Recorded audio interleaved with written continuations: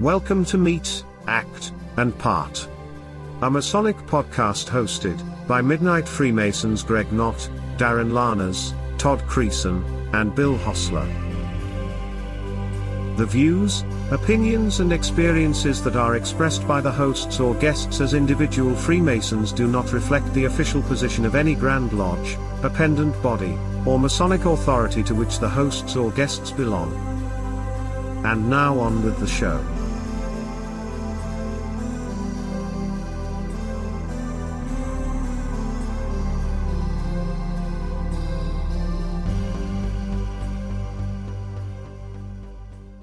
Hey, welcome everybody to another exciting episode of Meet, Act, and Part. Hey, it's summer 2023 as of 2 or 3 days ago as we record this. But before we talk about summer and whatever else, we'll introduce ourselves. I'm one of your co-hosts, Greg Knott. I'm Bill Hostler.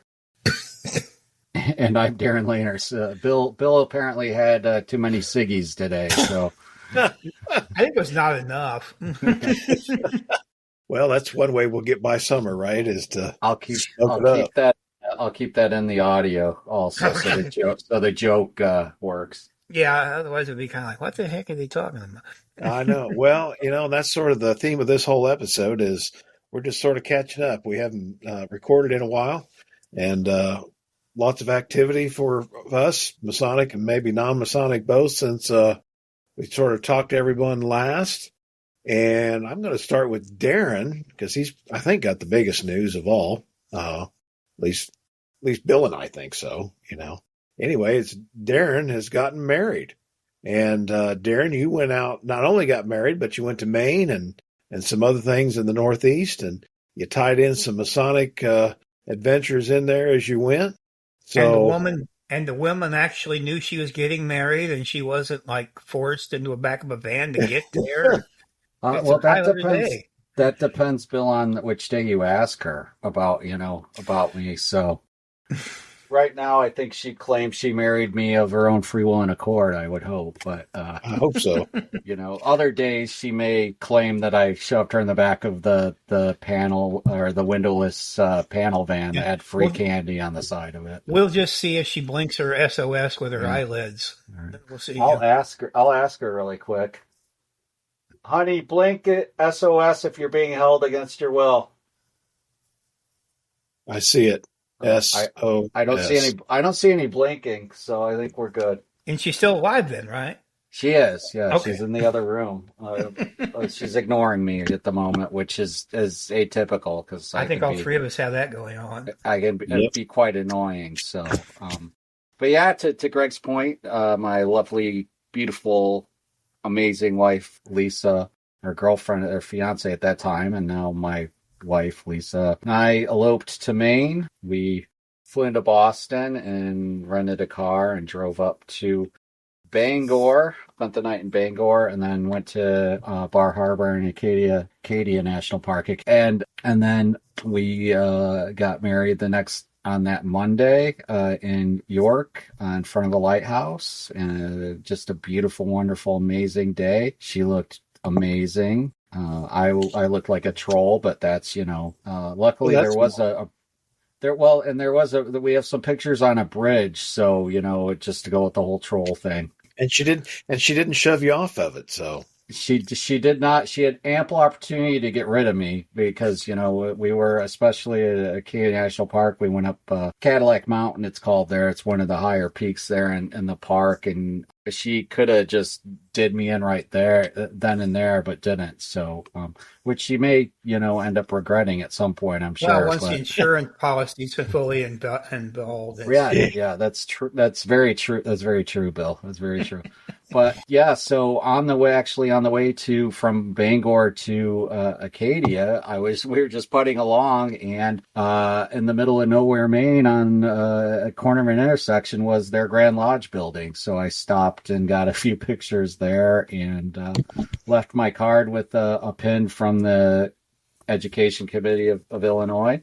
And then we went on our merry way toward the national park in Bar Harbor, and as I said, the next day we went down through Portland, Maine. I stopped in, and I'm going to forget what town it is now, but we stopped at the grave of General Joshua Chamberlain, and he is buried in the same town of the college that he was president of for many years before he was governor of Maine. And as again, I will have to put this in the show notes because off the top of my head, I'm having a very difficult time remembering what that town's name was.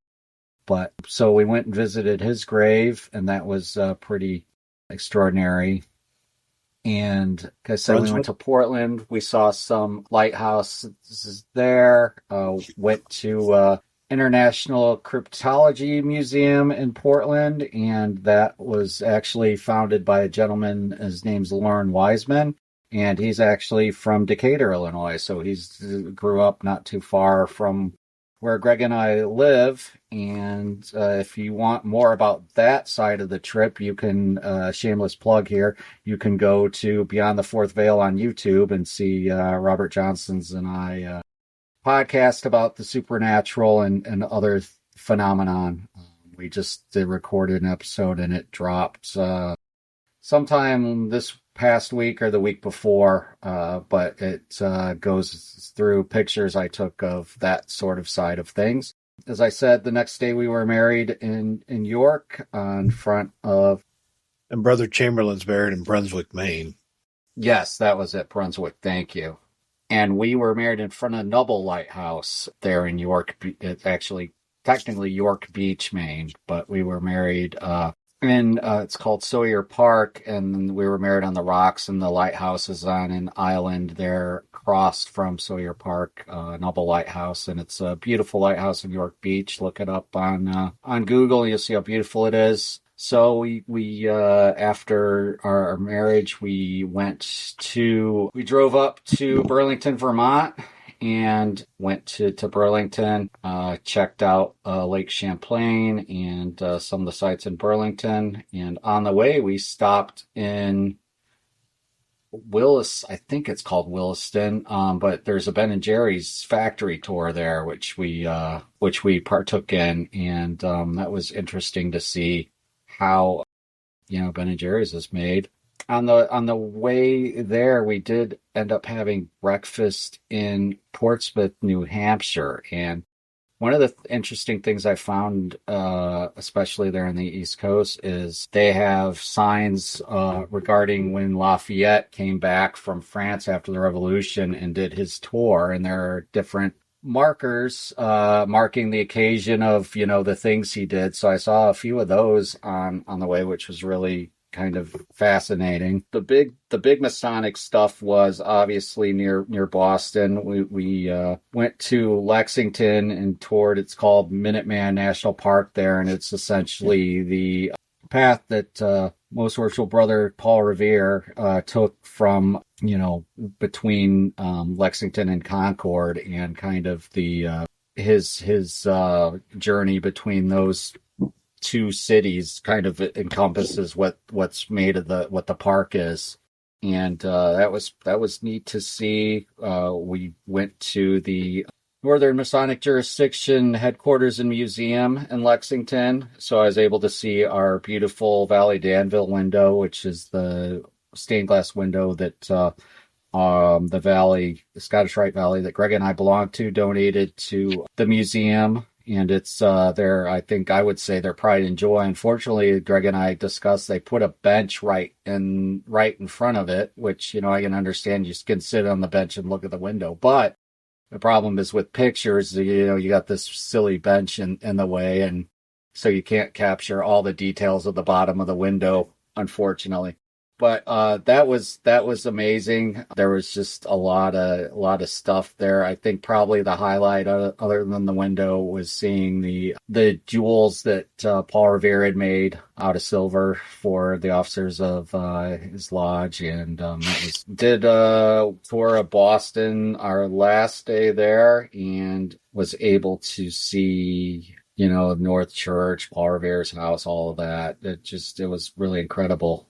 And to plug our guest, who we'll actually be recording with tomorrow, I met him outside of the Masonic Temple in Salem when I was taking pictures of it, and they had a stated meeting, which I had no idea they had a stated, but I was able to meet this brother and find out about the project he's involved with, and we'll be discussing that tomorrow night. But yeah, it was just awesome trip. Had an awesome time. I just thank Lisa for indulging me in my hobbies, which are very peculiar to some people, I'm sure. So I just love her to death. I'm so happy to be able to be her husband, and it was just an awesome experience, and can't imagine having that trip with anybody else. So, Well, that's great. I mean, Darin sent me a few pictures along the way, and then he posted some on, I think, Facebook and whatever, but just quite a trip. And the whole Northeast is just simply beautiful.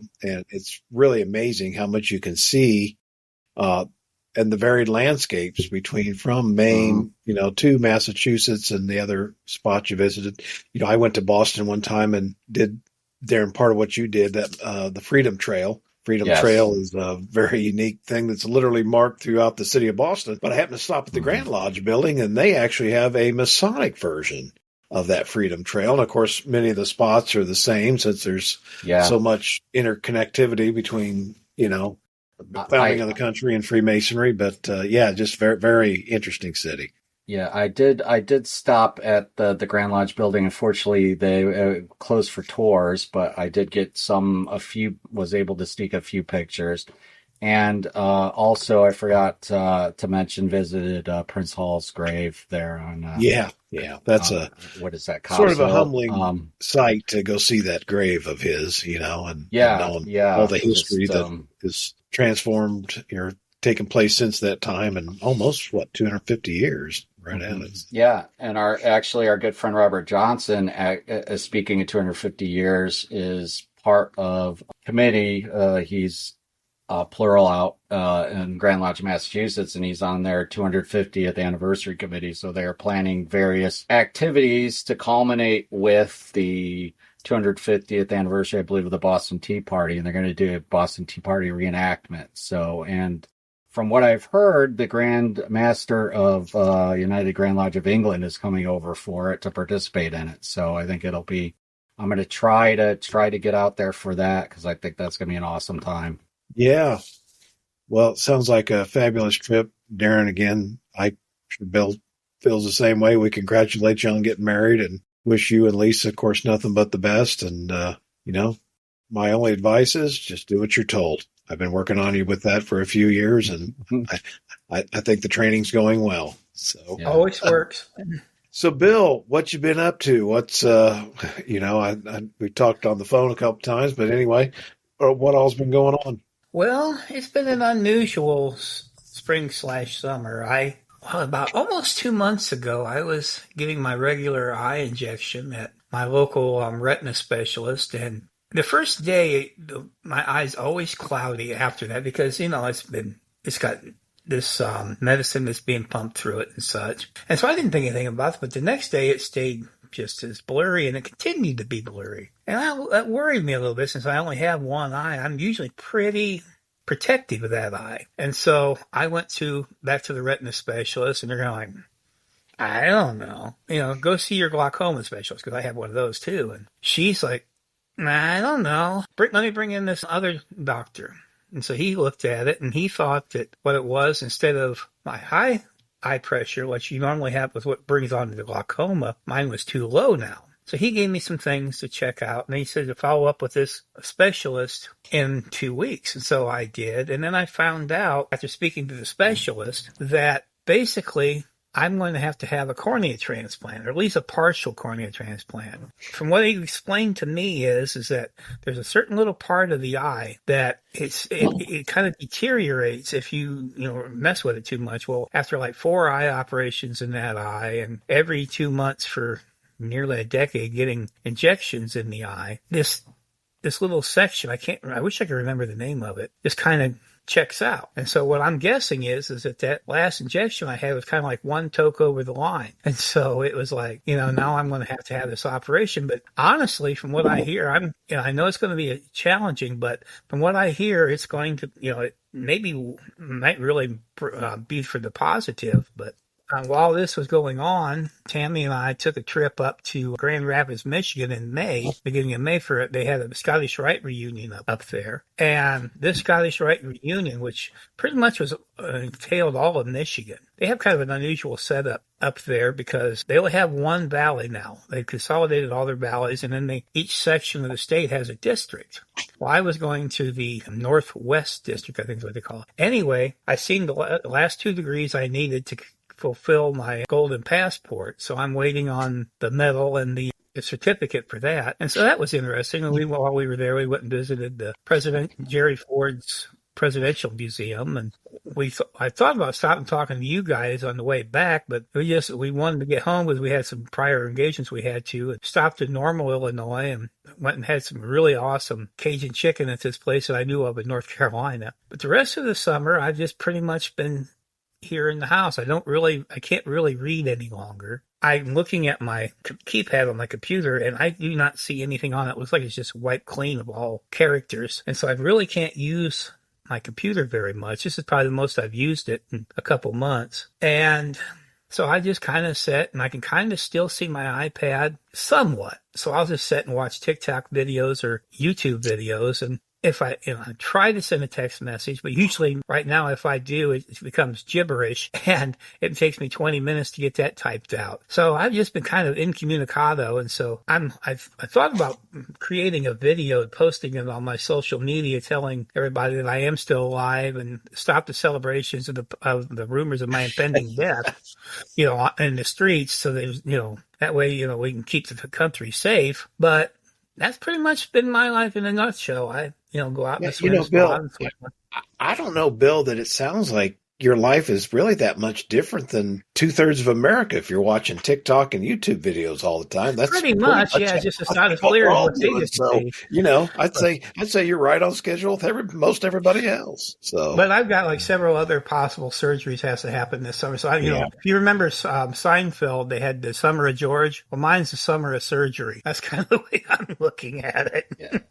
Well, I had a high school classmate. He's had similar things and had the corneal transplants, and it really, helped him. Of course, he drives and everything now, and so I don't know exactly if his condition was the same, but there's a lot of, medical success stories that are out there, and I'm sure you'll be one of them when they get through the various surgeries and processes, anything, it's just I'm sure it's a tiresome journey. It's been challenging, but I'll tell you, it's made me really reflective in a lot of things on top of it, though. And so in a way, it's kind of like I think I've been blessed in a way because I've gotten to think about things and make some observances that I never would have if I wouldn't have had this issue. So, there's a silver lining in everything. And for once, the light in at the end of the tunnel for me isn't a train. So, so I'm just going to roll on and see where the God takes it. That's all I can do. Well, Bill, of course, obviously, Darin and I support you 100%, whatever you need. And absolutely thinking about you on this journey. And obviously, you've been a huge ongoing help with the Midnight Freemasons and, all the other stuff. And Darin and I and others will help pick up the slack on that until such a time as maybe you want. Capable of doing more, and all that really in the scheme of anything is minor, as you say, Bill, it gives you time to reflect on really what matters. And a lot of this other stuff just doesn't, in the scheme of things. Well, it's mattered a lot to me because a lot of my life revolves right now, has for about a decade now, revolved around the Midnight Freemasons and trying to do that. But so it kind of stings. I feel like I'm letting people down and a lot of stuff. You're not, stuff that I do. You're not letting anybody down. There's a lot of folks don't know. Darin, maybe, speaking of the Midnight Freemasons, Darin, you've changed the publishing schedule.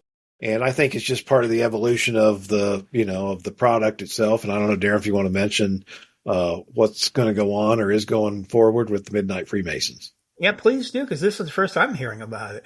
Yeah, well, you've been incommunicado. So I discussed with the founder of the blog, Ted Creason, regarding changing the publishing schedule, and we have changed it to now we're just going to publish articles every Wednesday. So we're going from 3 times a week to 1 time a week. That'll help with giving contributors time to submit new articles, giving me enough time to get them all scheduled, and then also now with helping with some of the social media responsibilities, it'll lessen that as well. So RJ made me admin of their Facebook page, so I spent the day going through going through old comments and just trying to clean up that sort of nonsense, and trying to put filters on there to keep the Illuminati, quote unquote Illuminati, from commenting on every other post that we have on there. That'll take half your day.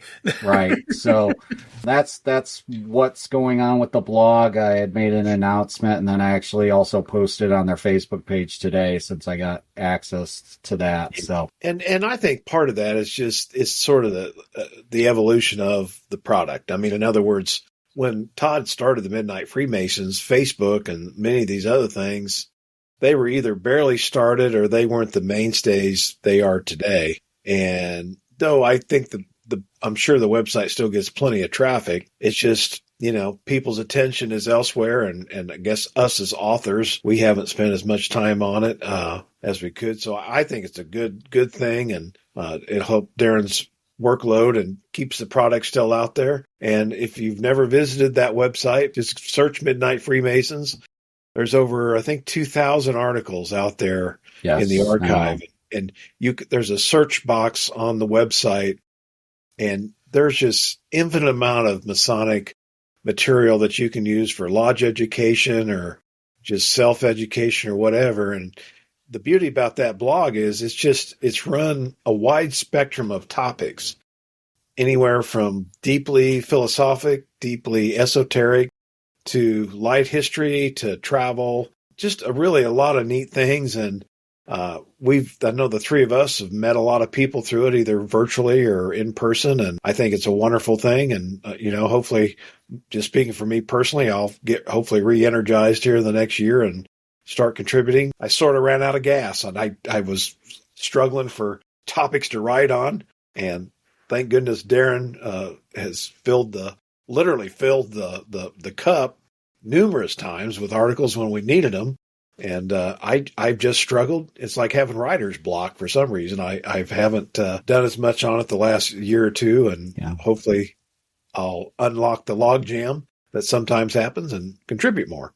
So right, and I've also been able to recently bring in some newer, younger writers as well. So it adds another fresh perspective to the blog. And that's the beauty of it, is that, we have had many contributors over the years, and each of them with a unique kind of voice and topics that they like to write about. So I have always encouraged any brother that asks me about the blog to, submit articles. Sometimes they come through, sometimes they don't. But if you are interested in submitting something to the blog, you can message the Facebook page or whatever, and I'll get in touch with you and we can start that journey. But I don't know if it's still live. I haven't looked at it in a long time, but there was a submissions at midnightfreemasons.com email address.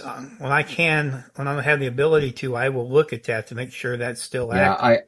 I think a lot of the Midnight Freemasons stuff, I don't know if Todd kept the domain name, but I've been told, and I've not asked him about it, but I've been told that some emails that were sent to that domain have bounced. So I don't know what's up with it. But really, because I'm the guy that hosts it, so I'll have to let me know. I don't know. That's just what I've been told, Bill. And like I said, I've not really researched it.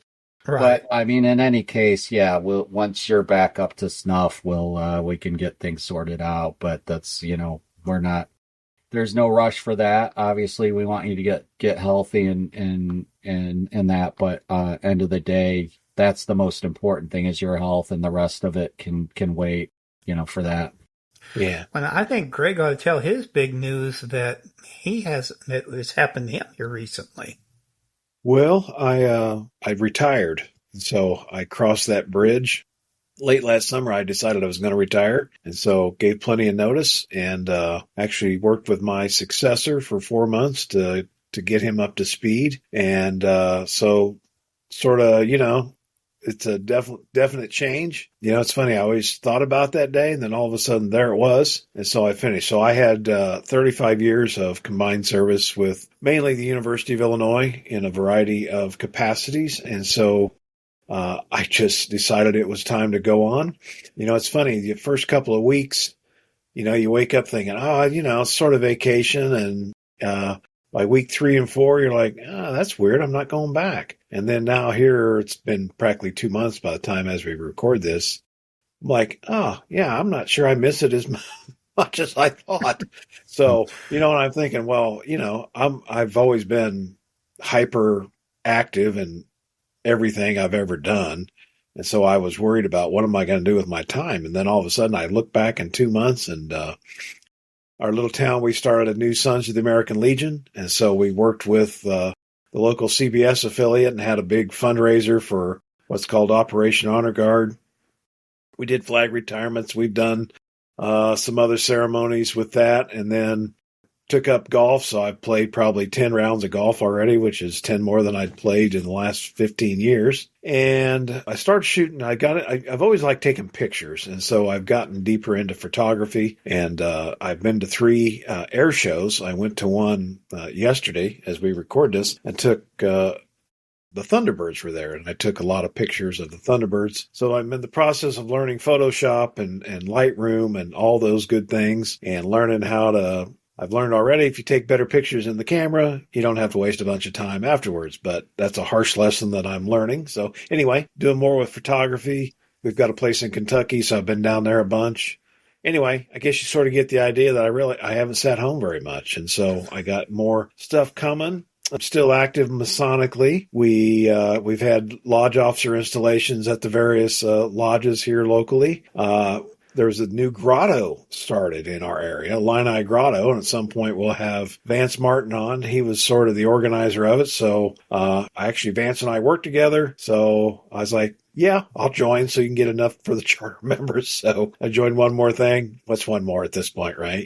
But we got a neat fez. A really neat fez. It says, it's Illini. If you're not familiar with what the heck Illini, Illini, that is the nickname for the University of Illinois Fighting Illini. And so if you grew up in East Central Illinois, Illini is a big deal. So anyway, Grotto's going, and Vance has got it really strong already. So that's been a lot of fun. And then just, I'll be honest, I was wound so tight. I found from that job that I've been unwinding and, trying to de-stress. It was a stressful job, just for what I did. And, that's a good thing too. And so it's amazing, Bill. I think like you mentioned, when you have more time to reflect, you can think about a lot of things. And some of the your things writing will get better too. Mm. Yeah, well, that's it. I think because he knows I've been scatterbrained the last probably 3 or 4 years just because I had too much going, and I knew it. I wouldn't admit it. I finally did. And as I unwind all that, you sort of learn to do different things in a different order. So that's a long-winded way of saying, yep, I retired and hung it up. Now, there's just one thing that worries me, and for all of this.